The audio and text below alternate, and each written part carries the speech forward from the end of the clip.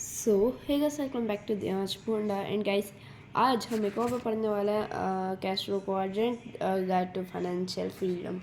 तो हमने पिछली बार ये वाला पार्ट पढ़ा था, तो आज हम थोड़ा सा ये वाला पार्ट पढ़ने वाले हैं। तो चलिए शुरू करते हैं। My dad and the Republican ticket were crushed as expected. तो क्या होता था ना, जो हवाई थी उधर ना करप्टेड वो आते थे रिपब्लिकन लोग। तो इस बार भी ना रिपब्लिकन आए थे। तो फिर यहाँ पर आप देख सकते हैं द री इलेक्टेड, यानी जो फिर से इलेक्ट हुआ था, governor send the word out that my dad was never to work again for the state of Hawaii. तो फिर जो री इलेक्टेड गवर्नर था इसके उसने बोल दिया था कि इसके डैड को कि तुम कभी भी स्टेट ऑफ हवाई के लिए काम नहीं करोगे, क्योंकि इसके डैड और इसके डैड और रिपब्लिकन टिकट जो थी वो क्रश हो चुकी थी। इसलिए जो गवर्नर था उसने कह दिया कि तुम अब से काम नहीं करोगे। तो फिर एट द एज ऑफ 54, यानी जब इसके जो डैड थे, यहाँ पर आप देख सकते हैं my dad was never to work again for the state of Hawaii. तो फिर वो एक बार काम नहीं कर पाए एंड ही नेवर डिड, यानी वो करना भी नहीं चाहते थे उसके बाद से। तो at the age of 54 my dad went looking for a job.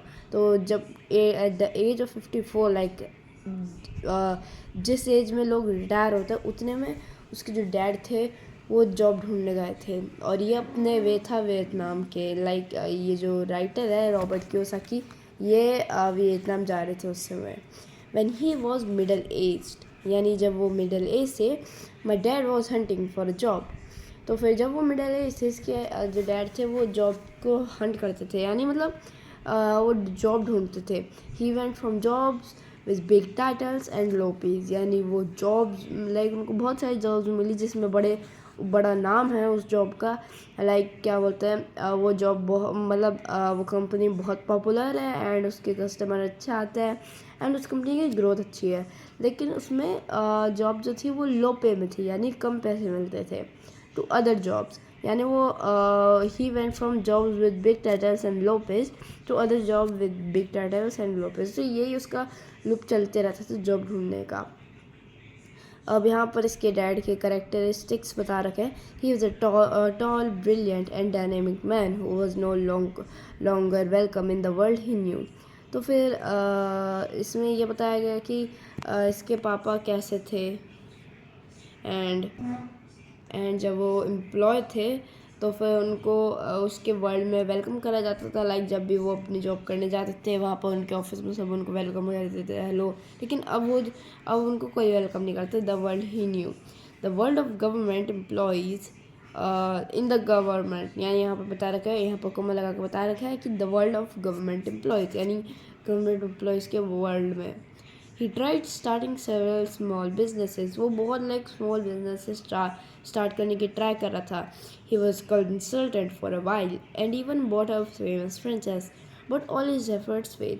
तो वो बहुत जो भी वो स्मॉल बिजनेसेस करता था उसमें वो बहुत डेडिकेटेड रहता था एंड वो इवन उसने फेमस फ्रेंचाइज भी बहुत कर ली थी। अब फ्रेंचाइज का मतलब ये होता है फॉर एग्जांपल आप कोई स्कूल खोल रहे हो, तो अगर आपको स्कूल खोलना है तो कुछ नाम चाहिए होगा। आपको ऐसे दिल्ली पब्लिक स्कूल या फिर कोई और स्कूल या फिर जितने भी अलग अलग स्कूल होते हैं ना उनके जो नाम होते हैं ना, तो फिर उनकी ना फ्रेंचाइज होती है।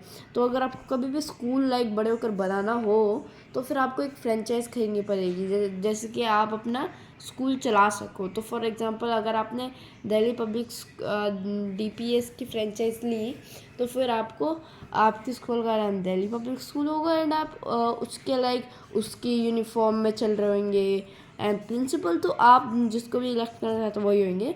लेकिन आपको उस स्कूल के जैसे करना पड़ेगा, पूरी यूनिफॉर्म उनकी होगी, टीचर्स भी वैसे ही लाएंगे वो लोग अपने हिसाब से एंड नाम उनका होगा एंड एक्सेट्रा। तो फिर but all his efforts fail, यानी उसके लेकिन सारे एफर्ट्स फेल हो गए।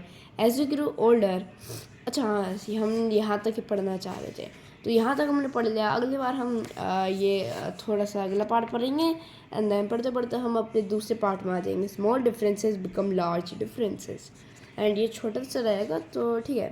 तो आई थिंक आज के लिए इतने काफ़ी है। Hope enjoyed and make sure And I will see you in the next video. Till then, chicken. Bye bye. Enjoy yourself. See you next time.